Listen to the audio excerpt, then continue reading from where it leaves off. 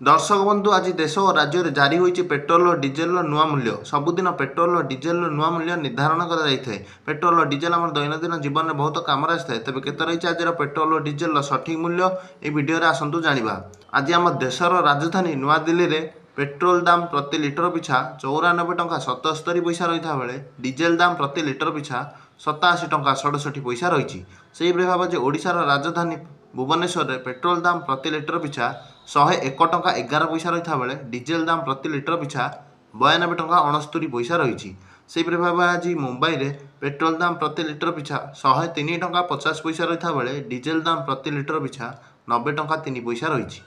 से भाव चेन्नई में पेट्रोल दर 100 टंका 83 पैसा रही बेले डिजेल दाम 92 टंका 41 पैसा रही। से भाव कलिकता में पेट्रोल दर 105 टंका 41 पैसा थिबा बेले डिजेल दाम लिटर पिछा 92 टंका 2 पैसा रही। यह आज समस्त जगह मानक पेट्रोल और डिजेल सठिक मूल्य मुझे भिडियो आपको आज पेट्रोल और डिजेल सठिक मूल्य प्रदान करछि। तेणु चैनल टी दयाकि लाइक और सब्सक्राइब कर दियंतु।